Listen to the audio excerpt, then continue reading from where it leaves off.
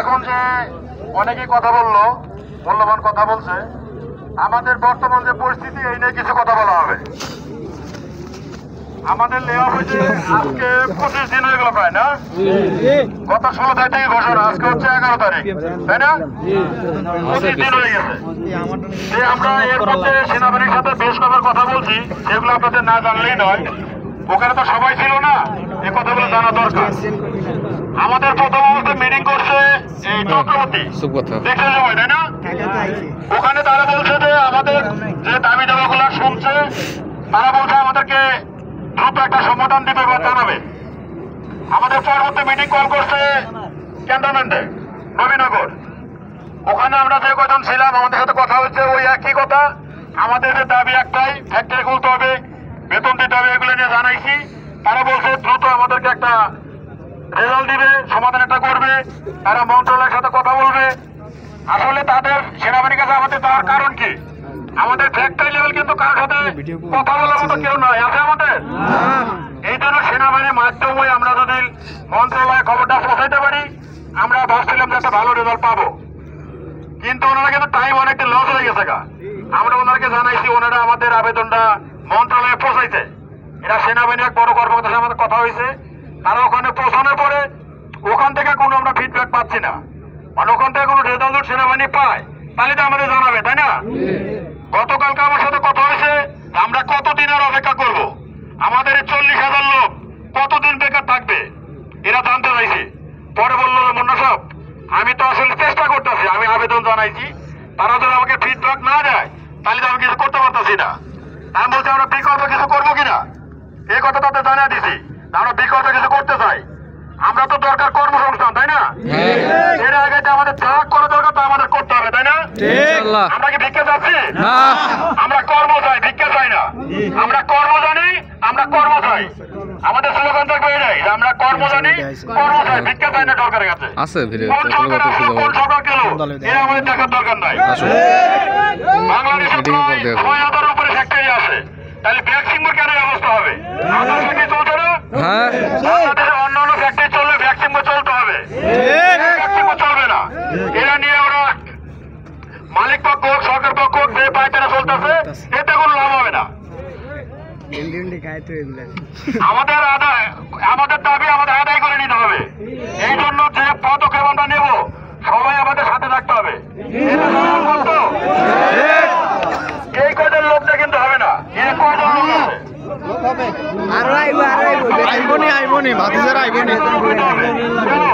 এর সাথে বাড়িওয়ালা আছে, দোকানদার আছে, অটোওয়ালা আছে, সব মিলে আমাদের 60,000 লোক লাগবে।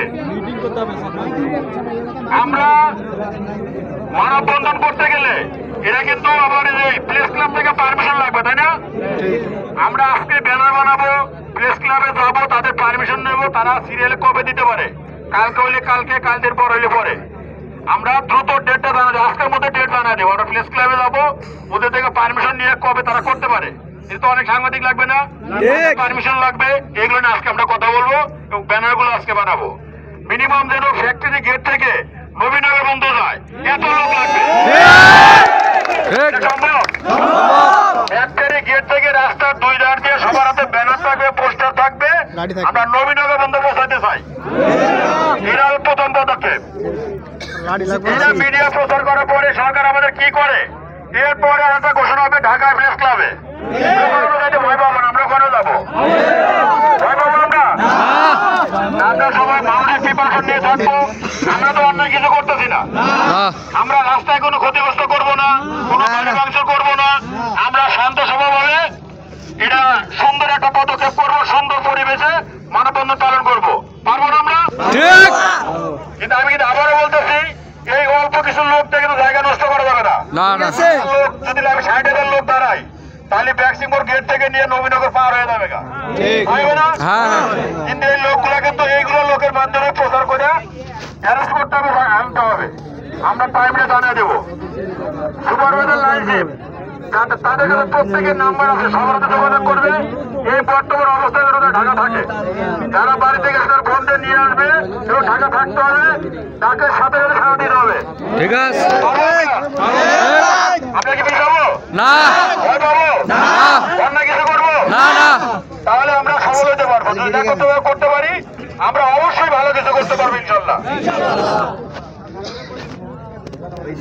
আমাদের স্লোগান হচ্ছে কি বাংলাদেশে আরো গার্মেন্টস চললে কেন ভ্যাকসিন চলবে না করি না আমরা সিদ্ধান্ত করি না আমাদের কেন সমস্যা আমরা কেন করতে পারবো না আমাদেরটা আমাদের আদায় করে নিতে হবে এখন আমরা তো সুন্দরভাবে 15-16 দিন দেরি করলাম কোন রেজাল্ট পাই নাই অতএব আমাদেরটা আমাদের আদায় করে নিতে হবে এখন লাইনশিপ এবং পিএম যারা আছে সুপার যারা আছে এরা সবাই খেয়াল রাখবেন আমাদের এটা করতে কিন্তু বেশ কিছু কষ্ট হবে সেটা যে যতটুকু পারে সবাই কিছুটা হলেও এনে উন্নতটা রাখার চেষ্টা করবে সে 50 টাকা হোক না কেন সে 100 টাকা হোক না কেন আমরা একা পক্ষে কিন্তু এতগুলো বহন করা সম্ভব না অনেক টিভি চ্যানেল আনতে হবে মিনিমাম 200-300 ব্যানার বানাইতে হবে 200-300 তো হবেই না 500 মতো ব্যানার লাগবে এগুলো করতে কিন্তু আমাদের বেশ কিছু কষ্ট লাগবে প্রত্যেকে লাইনশিপ সুপারভাইজার তাদের লোকের সাথে কথা বলবেন যাতে একটা কিছু আমাদের অ্যামাউন্ট ওখানে জড়ো হয় এটা করতে পারবো আমরা ঠিক পারবো সবাইকে একমত একমত এটা কি ভুল কিছু বললাম না না আমার একা পক্ষে তো এত সম্ভব না না না শুধু 10-20 হাজার টাকা লাগতো সেটা আমি করতে পারতাম কিন্তু এখানে 10-20 হাজার টাকা কিন্তু হবে না অনেক টাকা লাগবে তা আমরা সবাই এগিয়ে থাকবো প্রস্তুত থাকবো টাকা মাত্র সারা দিব পারবো না ধন্যবাদ সবাইকে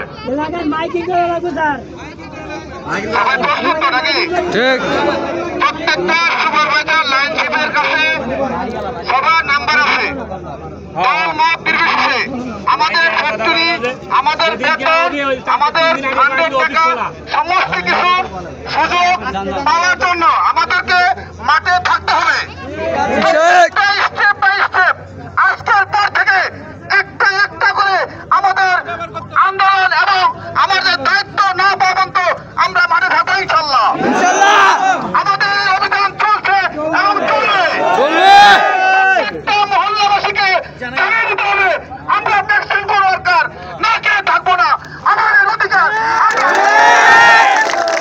একসাথে এক কাঁধে কাঁধ মিলিয়ে আমরা মাঠে থাকবো ইনশাল্লাহ ইনশাআল্লাহ এই পর্যায়ে আমাদের মধ্যে কথা বলবে বিপ্লব অত্যন্ত গুরুত্বপূর্ণ কথা বলবে